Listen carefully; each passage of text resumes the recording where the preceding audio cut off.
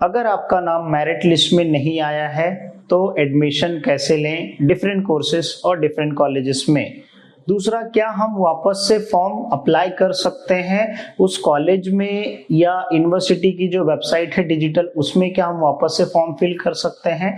Detail में हम discuss करेंगे क्योंकि बहुत सारे बच्चे जिनका नाम नहीं आया है मेरिट लिस्ट में या जो आने वाले मेरिट लिस्ट है, हो सकता है कि वो मेरिट लिस्ट कॉलेज वाला निकाले ही नहीं, 3 ही मेरिट लिस्ट में जो है फुल हो जाए सारी सीट। तो ऐसे बहुत सारे सिनेरियो होते हैं। तो इस वीडियो में हम डिटेल में डिस्कस करेंगे कि कैसे आपका एडमिशन हो सकता है, क्या प्रोसीजर है, तो आपका 1 साल बच जाएगा। ये वीडियो हो सकता है कि भाई आपको एक थोड़ा सा गाइडेंस मिल जाए जिससे आपका 1 साल बच जाएगा एडमिशन का। ठीक है, तो सबसे पहले देखिए, जो मेरिट लिस्ट में नाम नहीं है उसका रीजन क्या हो सकता है। मैं आपको थोड़ा लिख के समझाता हूँ ताकि आपको इजीली समझ में आए। अब मान लीजिए जैसे आपने कोई एबीसी कॉलेज में या फिर XYZ कॉलेज में, आपने 2 कॉलेज में, 2 से 3 कॉलेजेस में आपने क्या किया, अप्लाई किया। अब ये दोनों मेरिट लिस्ट में फर्स्ट मेरिट लिस्ट आ गया, सेकंड मेरिट लिस्ट आ गया, थर्ड मेरिट लिस्ट आ गया, तीनों में नहीं आया। आपका जैसे मान लीजिए था 88% और जो कट ऑफ निकला वो निकल गया 90% का या लास्ट का 89%, 1% की वजह से जो है आपका एडमिशन नहीं हुआ। तो ऐसा सिनेरियो हो सकता है। या तो ऐसा हो सकता है कि आपका परसेंट था 60 और वहां का जो कट ऑफ था वो 65 था, तो हो सकता है इसके वजह से जो है उस कोर्स में आपको एडमिशन ना मिले। ठीक है, उस पर्टिकुलर कॉलेज में आपको एडमिशन नहीं मिलेगा क्योंकि जो है परसेंटेज का कट ऑफ ज्यादा था। क्योंकि कॉलेज क्या सोचता है, पहले जब कट ऑफ लिस्ट निकालता है उसमें बहुत सारे लोग अप्लाई किए रहते, तो फर्स्ट, अब मान लीजिए पहले मेरिट लिस्ट, दूसरा मेरिट लिस्ट, 2 या 3 merit list max to max में क्या हुआ, पूरा कॉलेज फुल हो गया सीट। तो अब वो 4th लिस्ट का वेट मत करो क्योंकि वो निकालेगा ही नहीं, क्योंकि ऑलरेडी उसका एडमिशन फुल हो चुका है। तो सर नाम नहीं आया तो क्या कर सकते हैं। तो देखिए, अब मान लीजिए कि ये आपने 2 कॉलेज में अप्लाई किया था, दोनों कॉलेज में नहीं आया है, तो इसके अलावा क्या बस पूरे मुंबई में 2 ही कॉलेज हैं। हाँ, ये चीज है कि मुझे लेना था उस कॉलेज में लेकिन नहीं मिला है, तो क्या वही 2 कॉलेज है, उसके बाद और बहुत सारे कॉलेज नहीं है कम से कम जो है आपको 300 से ज्यादा कॉलेजेस मिल जाएंगे आपको सेम कोर्स के लिए।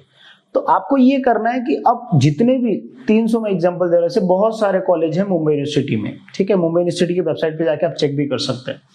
तो आप ऐसा मानिए कि उस कॉलेज में जो है सीट नहीं है, तो ऐसे बहुत सारे कॉलेज होंगे जहां पे सीट्स अवेलेबल होगी।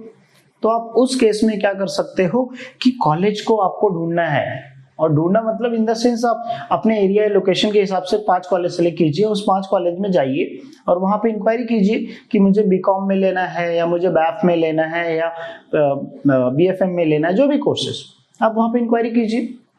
ऑटोनोमस कॉलेज में आप इंक्वायरी कीजिए, ठीक है, क्योंकि वहां पे सीट्स आपको मिल सकती हैं। तो वहां पे इंक्वायरी करके जो है आप एडमिशन वहां पे इंक्वायरी कीजिए। अगर वो बोलते हैं कि हाँ हम एडमिशन देंगे, तो वो बोलेंगे कि आप ऑनलाइन फॉर्म फिल करके आओ। फिर आपको जो है यहाँ पे बात आती है कि क्या मैं वापस से फॉर्म भर सकता हूं, तो यस, आप फॉर्म भर सकते हो। आप डिजिटल पोर्टल में जाओगे, कोर्स सिलेक्ट करोगे, अगर जो कॉलेज है वो ऑटोनोमस है तो कोर्स ऑटोनोमस में सिलेक्ट करोगे, अगर ऑटोनोमस में नहीं है तो नॉर्मल उसमें आता है कोड 001 जैसे बीकॉम, अलग अलग कोर्सेज का, तो वो सिलेक्ट करोगे और फिर वो कॉलेज आप सिलेक्ट कर लीजिए और फॉर्म एप्लीकेशन प्रिंट लेके आप उस कॉलेज में जाइए, आपका एडमिशन डायरेक्टली हो जाएगा। ये सिनेरियो होता है। लेकिन सर मैं क्या वापस से उसी कॉलेज में merit list, last merit list नहीं आया है, तो क्या मैं उसमें अप्लाई कर सकता हूं।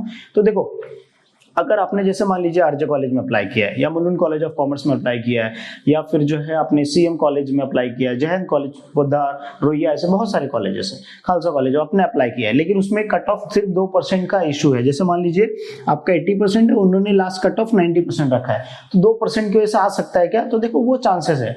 लेकिन आपको उस कॉलेज में जाके इंक्वायरी करना है बगैर फॉर्म भरने से पहले कि क्या यहाँ पे सीट्स अवेलेबल है, क्या वो 4th मेरिट लिस्ट जो है या लास्ट मेरिट लिस्ट या 5th मेरिट लिस्ट, क्या वो एडमिशन लेंगे, क्या वो निकालेंगे। तो अगर वो बताएंगे सीट्स अवेलेबल है, तो उस कॉलेज में पूछ लो क्या मैं वापस से फॉर्म भर सकता हूँ, तो आप वापस से फॉर्म भर के जो है अप्लाई कर सकते हो। लेकिन आपका पहला जो फॉर्म आपने फर्स्ट टाइम अप्लाई किया था कॉलेज का, वही कंसिडर किया जाएगा आने वाले जितने भी मेरिट लिस्ट में नाम रहेंगे।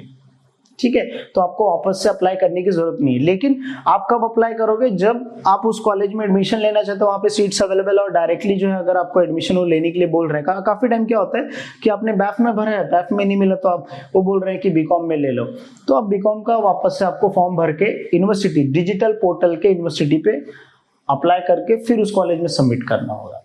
तो आई होप कि ये दोनों क्वेश्चन का आंसर आपको समझ में आ गया रहेगा कि कैसे आप एडमिशन ले सकते हैं। तो सिंपली आपको अभी के वक्त में क्या करना है, आपको कॉलेज में इंक्वायरी करना है कि सीट्स अवेलेबल है क्या। अगर वो बोलेंगे हाँ है तो आप डायरेक्टली फॉर्म भरिए और डायरेक्टली एडमिशन ले लीजिए, सिंपल इज दैट। अगर आप जो है ऐसा नहीं करोगे तो फिर जो है आप मेरिट लिस्ट के बेस पे वेट करोगे तो फिर शायद आपका 1 साल निकल जाए। तो इसका लिए मेरा सजेशन यही है कि आप जितने जल्दी हो सके उतने सारे कॉलेजेस में जाइए। आज संडे है, कल के दिन आप निकलिए, 2 से 3 कॉलेज में जाके इंक्वायरी कीजिए। अगर वहां पे निकल रहा है, सीट्स अवेलेबल है तो उसका फॉर्म भर के वहीं पे जो है अप्लाई कर दीजिए। ठीक है, तो आई होप आपको समझ में आ गया रहेगा। कॉलेज का फॉर्म वापस से नहीं भरना है, भरोगे कब, जब आप उनसे जाके उस कॉलेज में अच्छे से इंक्वायरी कर लो और आप डिजिटल पोर्टल में आप उस कॉलेज में मेरिट लिस्ट में अप्लाई वापस से फॉर्म भर सकते हो, 10 फॉर्म भर सकते हो, कोई प्रॉब्लम नहीं। लेकिन दिक्कत क्या है कि उस कॉलेज में सीट्स अवेलेबल होगा तभी तो मैं फॉर्म भरूँ ना। अब मैं भर रहा हूँ जो है पोद्दार कॉलेज का, पोद्दार कॉलेज में ऑलरेडी फिल है बीकॉम के लिए, तो सीट है ही नहीं, तो मैं वापस से ऑनलाइन डिजिटल पोर्टल में पोद्दार कॉलेज का फॉर्म भर के या उसके यूनिवर्सिटी के लाइक उनका जो पेज है, पोद्दार कॉलेज का वेबसाइट है, उस कॉलेज पे जाके वापस से फॉर्म भरना, तो उसका क्या है, वो यूजलेस है, कोई मतलब नहीं है। तो आपको तभी भरना है जब वहां पे सीट्स जाके इंक्वायरी करो, सीट्स अवेलेबल हैं, वो आपने पहले से फॉर्म भरा था वही फॉर्म कंसिडर किया जाएगा। ठीक है, सो आई होप आपको सारी चीजें समझ में आ गई होगी। अगर आपको एडमिशन से रिलेटेड कुछ भी क्वेरीज है तो कमेंट कर देना, मैं इसके आगे भी जो है वीडियो अपडेट कर दूंगा, क्योंकि मैं ये नहीं चाहता हूँ कि किसी स्टूडेंट का एडमिशन जो है 1 साल 2 साल बर्बाद हो। ठीक है, 1 साल तो बर्बाद हो ही जाएगा, अल्टीमेटली वो 2 साल कंसिडर करके रखो, क्योंकि नेक्स्ट ईयर फिर आप एडमिशन ले पाओगे।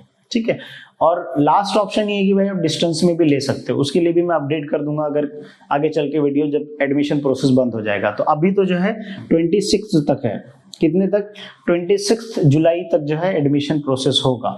तो आज से मानिए आज जो है 18 तारीख है, ठीक है, या 19 तारीख है, तो अब उसके हिसाब से आप देखिए वीडियो, अगर 19 तारीख को देख रहे हो 20 तारीख को, तो आप समझिए 6 दिन आपके पास है। अगर आप पहले देख रहे हो तो समझो 7 दिन है आपके पास। तो इस तरीके से देखो, और आई एम श्योर कि जो है आपका एडमिशन हो जाएगा किसी ना किसी कॉलेज में। ठीक है, अगर आपको कुछ क्वेरीज है तो कमेंट सेक्शन में जरूर मेंशन कीजिए। मिलते हैं नेक्स्ट वीडियो में। Thank you so much for watching video.